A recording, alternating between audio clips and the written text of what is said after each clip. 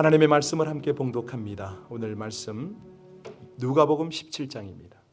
누가복음 17장 말씀입니다. 11절로 19절까지의 말씀을 함께 합독합니다.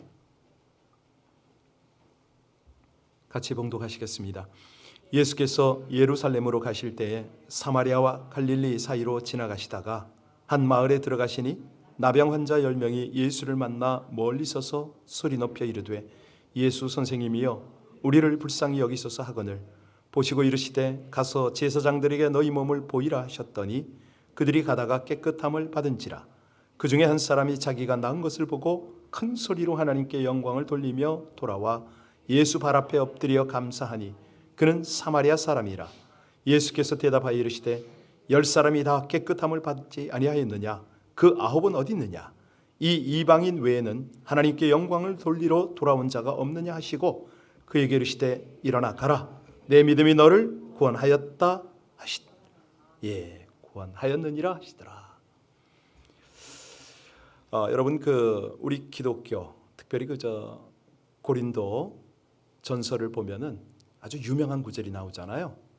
믿음, 소망, 사랑. 이것은 영원하다. 뭐 이렇게 표현을 하는데 여기다 하나만 더 하라. 그러면 여러분들은 뭘 더 하시겠습니까? 치유와 구원의 축복을 완성하는 것. 이걸 하나 더 했으면 좋겠는데요. 그게 뭐냐? 감사입니다. 그렇습니다. 어거스틴이 그 말을 했어요. 믿음, 소망, 사랑에다가 하나만 더 하라고 그런다면 나는 감사를 더 하고 싶다. 이런 말을 했거든요. 왜? 이 감사라는 것은 하나님 앞에 최고의 예물입니다. 아니, 하나님의 은혜를 경험하는 지름길이에요. 그래서 유달리 기적의 주인공들을 잘 살펴보십시오. 그 입에 감사가 끊어지지가 않습니다. 사실 죽었다 살아나는 체험을 해도 감사를 잃어버리면 은혜를 알 수가 없습니다. 우찌무라 간조 아시죠? 일본의 유명한 신학자요, 목사인데 그가 쓴 책을 이렇게 보면요, 설교집에 보면 하나님께서 인간을 저주하실 때에 질병, 고통, 슬픔, 아픔으로 저주하지 아니하시고 감사할 줄 모르는 심령으로 저주를 하신다. 이렇게 돼 있어요. 맞는 말이에요. 감사가 없어지면 그 인생 정말 고달픕니다. 괴롭습니다. 힘듭니다. 지금은요, 말세지말이라서 사람들의 심령이 너무 무뎌졌습니다. 하나님 앞에 감사하기도 너무 인색하고 하나님께 영광 돌리지도 못하고 그저 그냥 허망하고 미련한 것에 마음이 자꾸 어두워집니다. 이건 제 얘기가 아니고 로마서 1장이죠. 1장 21절 말씀이거든요. 사실 우리 주변을 가만히 보십시오. 미국 의회의 국가들을 이렇게 보고 특별히 공산국가를 쳐다보면요, 그런 감사가 없는 나라들은 대부분 가난합니다. 아주 고통스럽습니다. 옛날 중국도 마찬가지지만 공산주의요. 북한은 더더욱 그렇습니다. 거기 사람들 얼굴에는 기쁨이 없어요.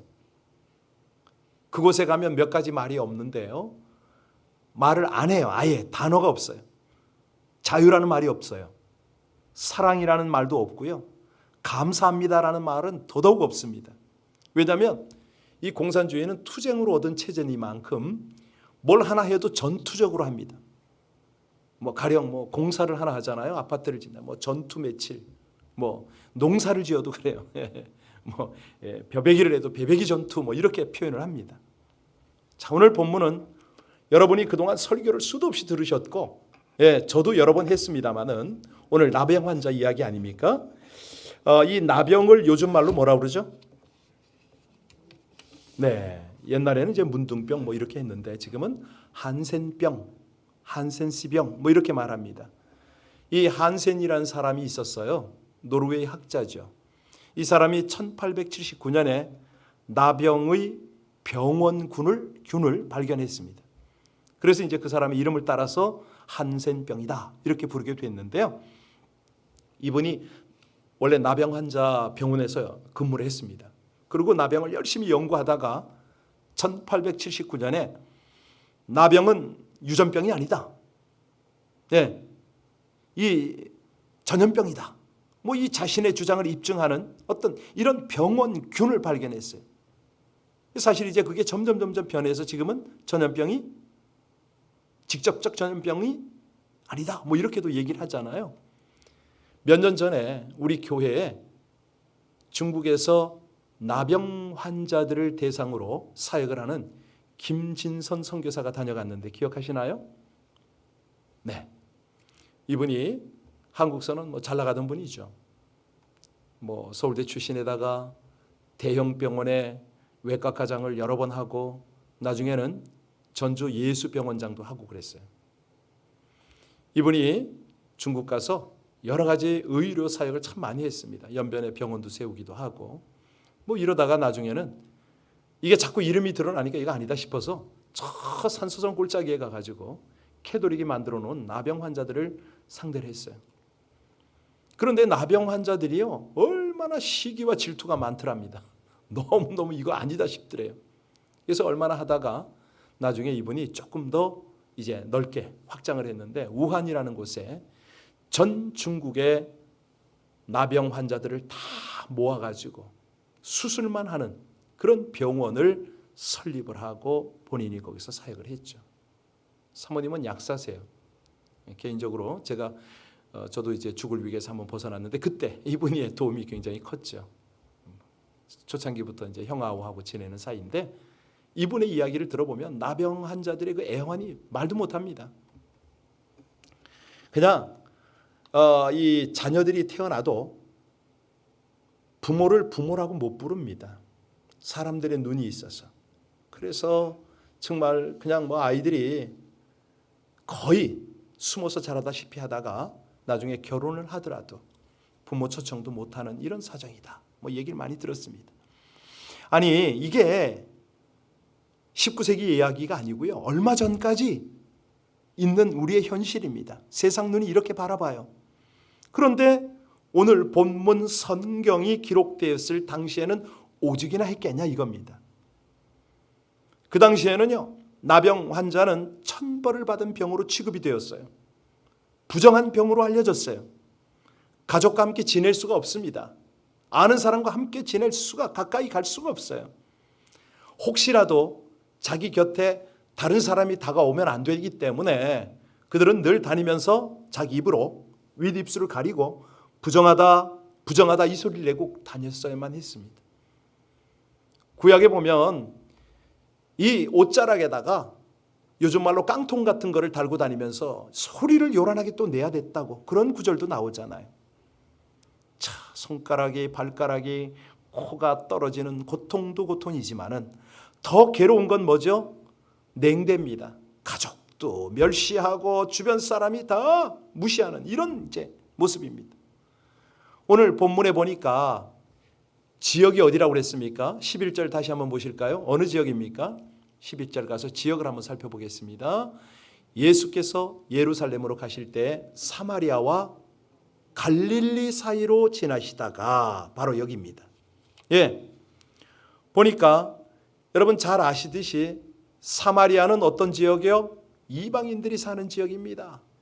갈릴리는 유대인이죠. 그 변경인 거죠. 그 변방입니다. 거기에서 처참한 하루하루를 지내다가 예수님을 만나게 된 게 오늘 본문이에요. 그런데 예수님께 다가갈 수가 있습니까? 안 되잖아요. 12절 읽겠습니다. 자, 어떻게 합니까? 한 마을에 들어가시니 나병 환자 10명이 예수를 만나 멀리 섰습니다. 그리고 하는 말이 13절이요. 소리를 높여 이르되 예수 선생님이여 우리를 불쌍히 여기소서 하거늘. 여러분, 이 외침 속에 우리가 말로 할 필요가 없는 그런 아픔이 묻어 있는 거 아닙니까? 정말로 아픔이 담겨 있고 어떤 정말 치유받고자 하는 그런 강렬한 소망이 여기 담겨져 있는 거예요. 그런데 예수님께서 어떻게 반응하십니까? 14절 보세요. 예수님의 반응이 뭐죠? 가서 제사장들에게 너희 몸을 보이라. 여러분, 이게 아주 간단해요. 아니, 구약 성경에 보면 이 한센시 병을 진단하고 동네에서 쫓아내기도 하고 또 완치된 것을 확인해서 가족들과 함께 살아야도 좋다, 이렇게 이제 증명서를 발급해 주는 사람이 누구죠? 제사장이었습니다. 레위기 14장 3절에 보면 제사장은 진영에서 나가 진찰할지니 그 환자에게 있던 나병 환부가 나았으면, 뭐 이런 기록이 있어요. 그러니까 나병 환자들은 나으면 제사장을 찾아가는 게 관례인 거죠. 여기 예수님이 뭐라고 그랬습니까? 가서 제사장들에게 너희 몸을 보이라. 자, 이까지 명령을 하시기까지는 간단해요. 그런데 나 환자 입장으로 이걸 순종하기는 쉽지가 않겠죠. 아니, 지금 가서 보이라 이 말씀을 했는데 안수기도를 안 했다는 거예요. 가서 보이라 이 말씀은 네 병을 낫게 해주겠다 이 말씀은 아니란 말이에요. 이거 간단한 거 아닙니다. 그러니까 자기는 지금 고통스럽고 진물이 나고 막 그랬을 거 아닙니까? 고름이 막 흐르고 그랬을 거예요. 이게 지금 뻔한데, 아니 내가 나음을 입었다 이 믿음을 가질 수가 있냐 말이에요. 쉽지 않거든요.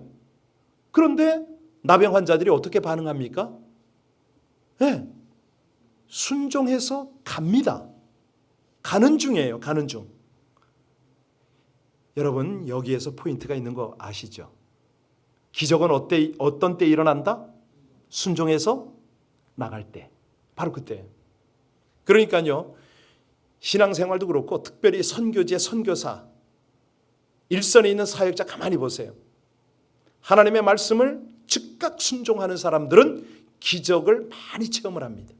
미련하게 세상 표현으로 곰탱이처럼 그렇게 어리석게 막 순종하는 사람들을 통해서 하나님의 기적은 항상 일어나거든요. 자, 여기 보면 아니 예수님의 말을 들었어요. 지금 길을 갑니다. 뭐 그 길이 훤하게 열리나요? 아니잖아요. 여기에 또 어려운 점이 있어요. 아니 지금 한둘이 아닙니다. 10명이 지금 가고 있어요. 제사장이 어디에 살죠? 예루살렘에 살아요. 그러면 제사장이 있는 데까지 찾아가려면 필시 사람들이 쳐다보거나 가까이 오지 말라고 돌을 던지거나 뭐 여러 가지 어려움이 있었을 거 아닙니까?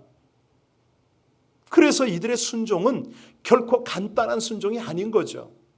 위험을 동반하고 있어요. 바로 이겁니다. 여기에 기적이 있는 거예요. 다시 말씀드리면 창피와 모든 위험들을 불사하고 순종할 때, 바로 이때 치유의 역사가 일어나는 거죠. 14절 하반절에 뭐라고 그랬습니까? 어떻게 깨끗함을 받았더라? 그렇죠. 할렐루야입니다. 이거 찾아내셔야 돼요. 가다가 다시 말하면 도착 전에 그냥 가는 것 아니고요. 순종의 믿음으로 가던 그 길에 그 도중에 한센병이 나왔다. 예, 아니 예수여 우리를 불쌍히 여기소서. 그때만 해도 여전히 나환자였어요. 가서 제사장에게 보이라 예수님의 말씀을 들었을 때도 여전히 온몸에 고름이 흘렀단 말이에요. 그런데 믿고 순종의 길을 가다가 깨끗함을 받았다. 할렐루야. 이 은혜가 있길 바랍니다. 이 시대도 똑같은 기적이 일어나거든요. 여러분 따라서 하십시오. 기적보다 믿음이 먼저입니다. 할렐루야. 이것만 오늘 하나 잡으셔도 됩니다. 기적보다 믿음이 먼저입니다. 왜 현대인들이 기적을 체험하지 못하는가? 이 기적의 시대가 지나간 게 아닙니다. 뭐가 지나갔어요? 믿음이 지나가 버렸어요. 믿음의 시대가 지나가 버렸어요. 옛날엔 그랬잖아요. 믿음만이 능력이라. 얼마나 부르짖었습니까 우리가. 뭐 오살리로 기도원으로 박수가 그냥 손바닥에 불이 나도록 치면서 그렇게 부르짖었잖아요. 그때는 기적이 상식이 될 만한 믿음들이 다 있었단 말이에요. 그게 다 있었는데 오늘날은 그런 믿음이 없어요. 그냥 너무 지적이야. 아주 그냥 지성적이에요. 계산하고 따지는 이성이 굉장히 발달했어요. 제가 지난 수요일 날 성경 공부 2번을 했잖아요. 와, 이게 질문들이 무슨 초신자들이 그런 질문을 해요.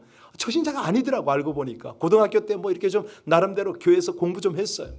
신학을 물어와. 신학을. 너무너무 이게 머리들이 똑똑해요. 아주 이성이 발달하셨어요. 그런데 문제는 뭐냐? 순종이 퇴색해도 말았단 말이에요. 그러니까 따라오는 게 기적이 없는 겁니다. 퇴화가 된 거예요. 여러분, 가라면 가고 서라면 설 때 기적이 일어날 줄을 믿으시기 바랍니다. 지금 이 말씀을 하시는 분이 중요한 거예요. 누가 이 말씀을 하십니까? 천지를 창조하신 분이잖아요. 말씀으로 세상 만사를 주관하시는 그분이에요. 주님이 말씀하셨다 그러면 아멘인 거죠. 다른 이유가 없습니다. 그런데 여기서 우리가 잠깐 하나 점검해야 되는 게 뭐냐면, 기적이 중요하냐, 의미가 중요하냐. 예, 의미입니다. 기적은 수도 없이 일어날 수가 있어요. 그러니까 축복보다 중요한 게 뭐냐? 예, 그 복을 받는 믿음인 거죠. 복을 감사하는 믿음인 거예요. 여러분, 나병이, 한센병이 나았다. 뭐 요즘도 그렇겠지만 그 당시 얼마나 특별한 일입니까? 굉장한 일이죠. 죽음의 자리에서 지금 벗어난 거 아닙니까? 멸망의 자리에서 건짐을 받은 거예요. 그 엄청난 저주, 멸시의 자리에서 노임을 받은 거죠. 그런데 이 은혜를 받은 사람들의 반응을 우리가 살펴야 됩니다. 반응이 어떻습니까? 병이 나았다고 박수를 치고 기뻐하고 큰 소리로 하나님께 영광을 돌리는 사람이 있는가 하면 제가 갈 길로 바삐 가버려요. 감사를 잃어버렸어요. 여러분, 여기서 오늘 감사한 사람이 누굽니까?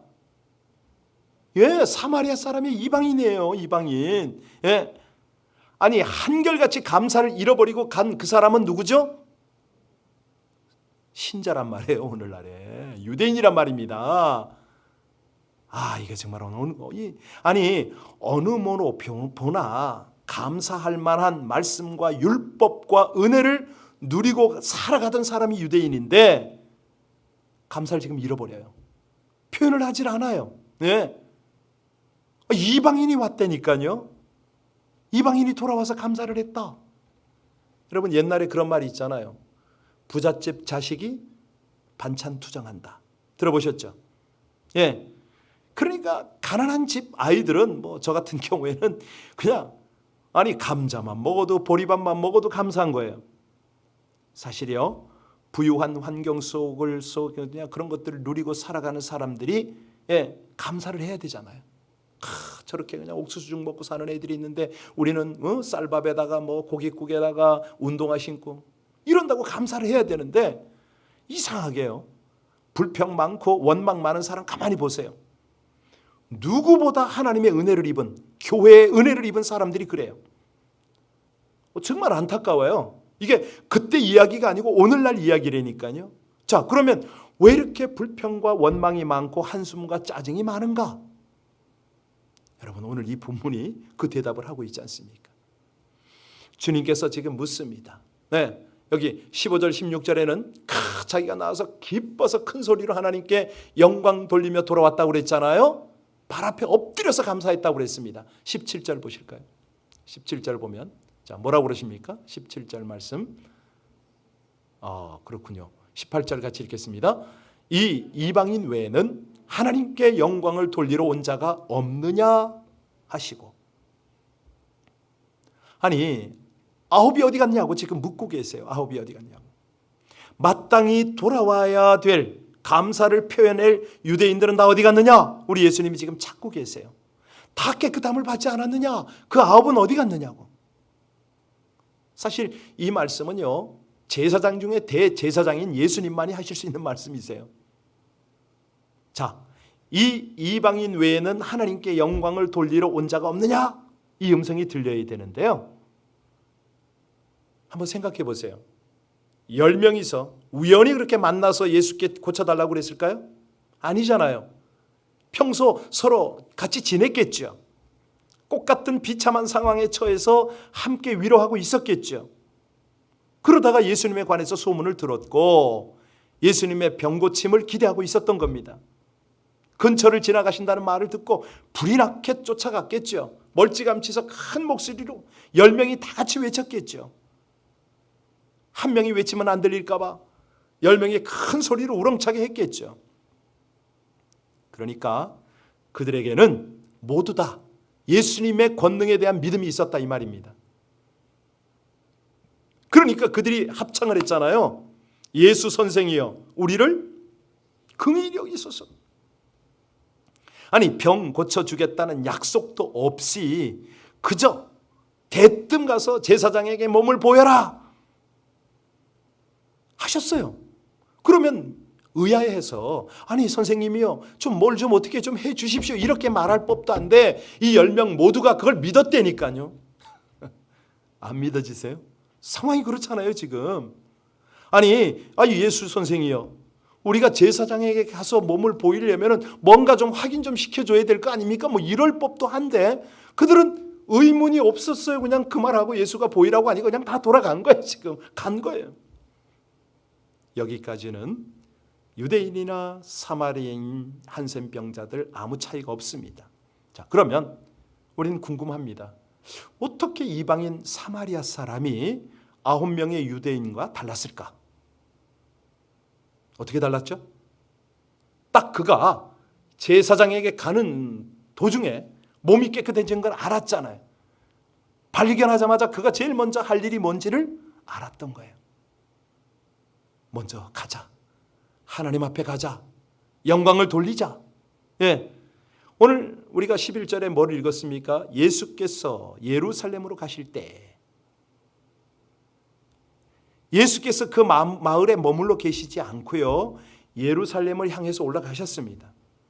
쉽게 다시 예수님을 만날 수 있는 것을 여기 그들은 생각을 하면 아니 지금 상황이요.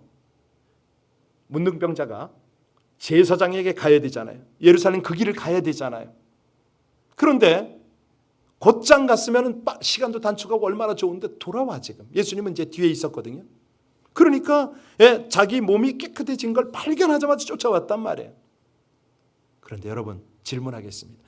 그가 돌아서서 예수께 올 때에 동료들에게 한마디도 안 하고 왔을까요? 그냥 왔을까요? 분명히 동료들에게 한 말 했을 거예요. 야 나왔어. 뭐 이런 정도로 이야기했거나 나 감사하러 가야 돼. 뭐 이랬거나 분명히 얘기했을 거 아닙니까?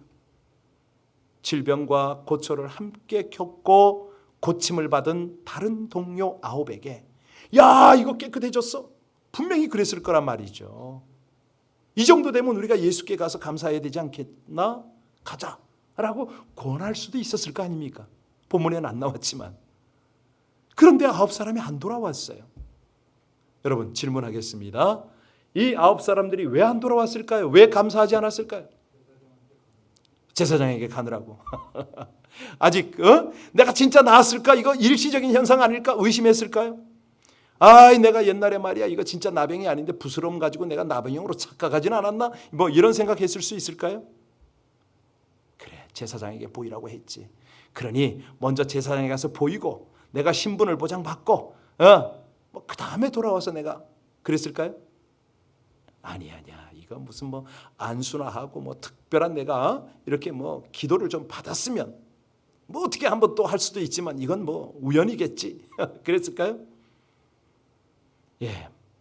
낫기는 나았는데 재발되면 어떡하나 걱정도 있었을 것 같고 내가 아직 목욕을 못했는데 깨끗한 옷 입고 내가 돌아갈까 뭐 이런 생각도 했을 수도 있고 아니야 내가 먼저 가족들 보고 싶어 나를 왕따시킨 친구들 앞에 내 모습을 좀 보여야 되겠어 뭐 이런 심령도 없지 않아 있었겠죠. 그죠? 나를 그렇게 멸시하고 천대했던 뭐 이런 사람들 원수가 앞으로 뛰어간 그런 마음도 있었을 것 같아요. 여하튼 간에 중요한 거 핵심은 뭐냐면 오늘 본문에서 우리 주님께서 우리에게 지금 말씀하시는 게 뭐냐면요. 감사할 여유가 그렇게 없느냐? 이거거든요. 여러분 은혜의 결론이 뭐죠? 감사예요. 감사. 지금 왜 이렇게 감사 얘기를 하냐면 사실은 10월 3일이 우리 절기가 어떤 절기인지 혹시 아세요? 초막절입니다. 장막절. 맞아요. 그때 하는 행사가 뭐죠? 일주일 동안 하나님 앞에 즐거움을 누리는 거예요. 초막에서. 어떤 즐거움을 누리는 거죠?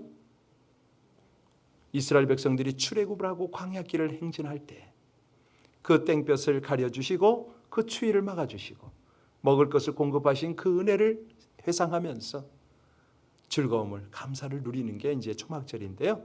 자녀들에게 그걸 가르치는 거예요. 그 절기에. 거기에도 핵심이 감사한 거죠. 바로 그거예요. 우리가 이 땅에 살아가면서 은혜를 어떻게 잊어버립니까? 많고 많은 복을 누려가면서도 다 감사할 수가 없어요. 그러니까 다 감사 끊어지지는 않죠. 그래서 오늘 본문에 우리 주님의 메시지는 뭐냐면 은혜를 잊지 말라. 이게 가장 큰 메시지입니다. 아니 주님께서 지금 이 예수님이 어떤 분입니까? 우리를 구원하기 위해서 십자가를 지시잖아요. 우리를 살리기 위해서 독생자 그 아들의 위치를 포기해야만 되잖아요. 옆구리가 찔림받고 정말 피와 물을 다 쏟고 그 은혜 때문에 내가 구원받았다, 살아간다. 이걸 우린 고백해야 되잖아요. 이게 우리도 이게 감사가 잘 안 될 때가 있단 말이죠. 꼭 유대인이에요. 지금 9명의 그 문둥병자란 말이죠. 자, 또 하나는 과연 이번 명절에 얼마나 감사를 하셨나 모르겠습니다. 부모와 가족들의 은혜. 사실 이 부모의 은혜를 저버리는 자식, 리어 왕이 그런 독백을 해요. 차라리 독사에게 물려 죽는 것이 낫다. 부모 은혜 모르는 거. 이렇게 고백도 해요. 그래서 사실 우리가 이제 부모를 높이고 공경하는 거 너무너무 중요합니다. 잠언에서도 말씀하시죠. 배은망덕한 자식은 까마귀에게 그 눈이 쪼이리라. 그렇습니다. 여러분 까마귀 잘 아시잖아요. 그 미물 같은 까마귀도요. 아비보다 높은 가지에 앉는 법이 없답니다. 항상 아래에 앉는다는 거예요. 또 있습니다. 중요한 건요. 우리를 사랑하고 우리와 함께 신앙생활하던 벗들의 이 의리, 어떤 그런 이 아름다운 우정 이런 것들을 배신하지 말아라는 거죠. 요즘 사회를 보면 요즘 정치, 이런 경제계 이런 데를 보면요. 정말 어제의 동지가 오늘의 친구가 내일의 원수가 되더라고요. 정말 시중잡배들이나 몰입애들이나 하는 그런 짓들, 이건 하나님의 자녀가 할 짓이 아니거든요. 아니 정치하는 사람들 보세요. 여기 붙었다 저기 붙었다. 그냥 야합 집단입니다. 야합을 밥 먹듯이 해요. 그러니까 지금 그 모습을 보고 자라는 청년 세대들이 얼마나 이 가치관이 무너집니까? 사람들 앞에 신의와 의리를 지킬 줄 아는 이런 것들이 오늘 본문의 메시지 중에 다 포함이 됩니다. 세상이 지금 복잡합니다. 사람관계 또 일터 상처가 많아요. 가정도 참 쉽지는 않습니다. 그럴 때 이제 서로 고마움을 표현하고 감사를 표현하면 모든 게 다 끝이 나죠. 감사하다. 이거 어떡할 겁니까? 감사하다는데 잘못할 수 있고 실수할 수 있고 허물이 들통날 수도 있고 다 그래요. 근데 미안하다고 용서해달라고 그러면 다 끝나잖아요. 여러분 성경에 보면 배은망덕한 그것 때문에 완전히 실패한 인생 누굽니까? 대표적으로 가롯 유다잖아요. 3년 동안 얼마나 예수님께 우리 주님께 신임 받았습니까? 재정까지 책임졌어요. 그런데 그 자기 생각 예수님의 생각 이게 다르니까 그냥 자기 스승을 은 30에 팔아버리고 말아요. 완전 배신한 거죠. 은 30냥에 정말 돈 한 푼도 쓰지 못하고 목매달아 자살해버리잖아요. 그냥 자살도 아닙니다. 그 줄이 터져가지고 그냥 언덕에서 곤두박질 치고 그냥 창자가 쏟아져 나와서 죽었다. 성경 그렇게 기록합니다. 단테가 쓴 그 신곡에 보면 지옥 가장 맨 밑바닥에 누가 있다? 가룟 유다가 있다. 그렇게 돼 있어요. 여러분 은혜 받는 거 정말 귀합니다. 중요합니다. 그런데요 더 귀한 것은 뭐냐면 이 은혜를 어떻게 간직하느냐. 이게 더 중요하거든요. 돈 버는 게 중요한 일이 아니고요. 번 돈 어떻게 사용하느냐. 이게 더 중요한 거 아닙니까? 사실이요. 축복은 감사가 따를 때 온전한 축복이 될 수 있는 겁니다. 오늘 문둥병 보셨잖아요. 이 감사는 축복을 완성하는 거거든요. 치유를 완성하고 구원을 완성하고 축복을 완성하는 게 뭐다? 감사입니다. 예. 그러니까 어떤 이 새끼를 꼬면 매듭이 중간에 있듯이, 예. 이 감사가 바로 그런 매듭 역할을 하는 거죠. 그 감사가 없으면 다 풀어집니다. 은혜도 풀어지고 다 없어지는 거죠. 이 한 사람의 감사가요, 나머지 9가지 감사를 할 수가 있을 때 기적이 이제는 점점 완성이 되는 거죠. 여기 한 사람만 돌아왔을 때 우리 주님께서 어떤 표정을 지으셨을까요? 나머지 9은 어디 갔느냐? 이렇게 물으실 때에 우리 주님의 표정이 어땠을 거라고 한번 상상 한번 해보세요. 그 9은 어디 있느냐? 오늘도 마찬가지입니다. 10가지 은혜를 받고서도요, 9을 잊어버리고 한 가지만 감사하는 그 모습을 보면서 우리 주님이 어떤 미소를 짓겠는가? 사실 어렵고 아쉽고 그럴 때는 하나님과 교회를 찾잖아요. 어제도 어떤 가정을 기도원에 가이드를 하고 왔어요. 저녁에 딱 카톡이 왔더라고요. 목사님, 정말 힘들고 어려울 때는 하나님과 교회밖에는 의지할 데가 없네요. 이렇게 썼어요. 예, 거기에 감사가 표현이 되어 있잖아요. 얼마나 맞아요. 그거예요. 우리가 누구도 의지할 데가 없어서 하나님 한 분의 은혜로 이렇게 우리가 살아왔잖아요. 저를 비롯한 모두가 마찬가지죠. 생각하면 얼마나 감사합니까? 그래서 우리 하나님의 은혜를 생각하면 가슴이 든든해집니다. 세상 부러울 것이 없어요. 기적 중에 기적이 뭡니까? 저와 여러분이 하나님의 구원을 받은 거 아닙니까?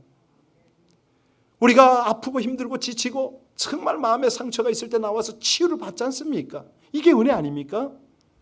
이 세상의 고난을 당해도요, 온갖 어려움을 당하고 온갖 아픔이 있어도 비록 오늘 내가 막말로 인생이 끝난다 할지라도요, 우리는 어떤 곳에서 눈을 뜹니까? 영원한 세상에서 눈을 뜨잖아요. 이게 얼마나 큰 은혜입니까? 아니, 거기에다가 충성 조금만 해보세요. 하나님이 그냥 하늘나라에서 맞아주나요? 면류관을 주신다고 그러잖아요. 생명의 면류관, 의의 면류관을 주시겠다고 그러잖아요. 그거 바라보고 가는 거죠. 여러분, 날마다 감사가 끊어지지 않아서 치유와 구원의 축복을 완성하시기를 주의 이름으로 축원합니다. 우리 성도님들 중에요, 정말 그래요. 아파서 제발 좀 교회에서. 근데 조금만 뭐가 좀 되는 것 같으면 바로 이게 나 얼마나 안타까운지 모르겠어요. 정말로 안타깝습니다. 자, 예수께 돌아와서 이 사람이 어떻게 감사했다고 그랬죠? 엎드려서 감사했다고 그랬잖아요. 그런데 엎드려서 감사하는 이 모습을 보고 예수님이 뭐라고 그러십니까? 우리 오늘 19절 같이 읽겠습니다. 19절 말씀 같이 읽겠습니다. 그에게 이르시되 일어나 가라. 내 믿음이 너를 엎드려 있으니까 이렇게 세우는 거예요. 일어나 가라. 예, 너의 구원이 완성되었다 이 말 아닙니까? 너의 치유가 완성됐다는 거예요. 네. 여러분, 감사는 구원을 완성함을 믿으시기 바랍니다. 감사는 치유를 완성함을 믿으시기 바랍니다. 감사는 축복을 완성하고요, 감사는 은혜를 완성하는 거예요. 여기 오늘 핵심이 뭐냐면, 지금 19절의 핵심이 뭐냐면, 육신의 병 고침을 감사했더니 영혼까지 구원받은 거 아닙니까? 이거잖아요, 이거. 예. 아니, 땅의 것으로 감사했더니 천국의 축복까지 누렸잖아요. 그래서 오늘 설교 제목이 그거예요. 치유와 구원과 축복을 완성하는 것이 뭐냐? 뭐라고요? 감사입니다. 감사를 몰랐던 나머지 9 기적을 완성하지 못한 거예요. 아니, 기적 이후에 축복을 놓쳐버리고 마른 거죠. 육신의 고통이 조금 멈춰졌으니까 더 이상 예수가 필요하지 않다고 생각을 한 거예요. 얼마나 큰 불행입니까? 여러분, 질문합니다. 예수님이 왜 9명을 찾았다라고 생각하십니까? 왜 9을 찾았죠? 그들을 책망하려고요? 아니, 그들이 고침받았으니까 봉헌, 헌금 좀 하라고요? 아니, 예수님의 공로를 드러내기 위해서요? 아닙니다. 맞습니다. 그들의 영혼을 구원해 주려고. 그들을 온전히 치유하시려고, 아니 그 아합에게 더 큰 축복을 주시려고 그 아합을 찾았던 거 아닙니까? 그들이 깨닫지도 못하고 듣지도 못하고 보지도 못하고 누리지도 못했던 더 큰 신령한 은혜를 주고 싶어서 그들을 찾았던 거 아니에요? 오늘 밤에 나오시고 온라인에서 이 예배를 드리는 사람들이 복이 있음을 믿으시기 바랍니다. 그렇잖아요. 여러분이 지금 오셨어요. 우리 이제 할 것이 뭐죠? 예수님, 나를 불쌍히 여기소서. 이 믿음을 주님 앞에 드리는 겁니다. 예. 그런데 주님은 뭐라고 그러시냐면 이제 기적이 시작되었다. 기적이 시작되었다고 하는 겁니다. 여러분, 여기 더 큰 기적이 또 우리를 기다리는데요. 그 비결이 뭐냐면, 어떻게 우리가 더 큰 기적과 그 은혜를 누릴 수 있느냐면 주님 앞에 돌아오는 것입니다. 받은 복이 다인 줄 알고 세상이 흘러가면 그걸로 끝이라는 거예요. 계속 돌아와야 돼요. 계속. 오늘 밤에도 어떤 분한테 제발 좀 오라고 수도 없이 얘기를 했는데, 나 참 정말 돌아와야죠. 주님 앞에. 중요한 것은 몸만 돌아오면 안 되고요, 심장이 돌아와야 되고 입술이 돌아와야 될 줄로 믿습니다. 돌아와야죠. 주님 앞에 돌아올 때 이 은혜가, 감사가 완성이 되는 거 아닙니까? 예. 그때 하나님께서 더 큰 복, 더 신령한 복을 주시는 거죠. 사실 우리 예수님은요, 하나님을 뭐라고 부릅니까? 아빠, 아버지라고 부르잖아요. 자기 아버지라고. 예. 그분은 정말 천군 천사의 시중을 받는 분이에요.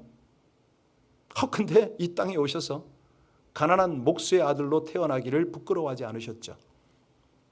아니, 죄인의 친구가 되어주시기를 자원하셨어요. 그분이 하늘과 온 세상 만물을 창조하시고 인간을 만드신 분입니다. 그럼에도 불구하고 무능하게 십자가를 지고 돌아가셨어요. 왜요? 우리를 치유하시려고, 우리를 구원하시려고, 우리를 축복하시려고. 이것을 완성시키기 위해서 십자가를 지셨다니까요. 그래서 오늘 저녁에도 우리 주님께서 우리에게 물으십니다. 너는 그 구원의 은혜 이후에 어떻게 살아가고 있느냐? 이거 물으세요. 네가 계속적으로 이 땅에서 썩어질 것들을 위하여 살고 있지는 않느냐? 더 신령한 은혜를 체험해야지. 더 놀라운 기적을 체험해야지. 돌아오기를 힘쓰고 감사하기를 힘쓰느냐? 오늘 우리 주님께서 우리에게 이렇게 선하게 도전을 하십니다. 사람은요, 감사의 깊이만큼 성숙한 사람입니다. 사실 가만히 보세요. 매사에 여러 사람에게 감사를 표현하는 사람 가만히 보세요. 굉장히 성숙하지 않나요? 그런데 놀라운 것은요, 감사가 많은 것만큼 그 사람 행복한 사람입니다. 존 밀러가 그런 얘기를 했는데, 오늘 결론을 맺습니다. 우리에게 가장 좋은 것, 무엇보다도 구원 아닙니까? 치유와 회복은 기본이죠. 기적은 또 말할 것도 없지만 이것을 아낌없이 주시는 분이 하나님이십니다. 네, 그 하나님께서 우리에게 말씀하십니다. 주님의 은혜를, 또 우리 가족의 은혜를, 동료의 은혜를 잊지 말고 살아. 제발 배신하지 말고 늘 돌아와서 감사를 좀 해라. 이 말씀이거든요. 이 은혜가 항상 함께 하시기를 주의 이름으로 축원합니다.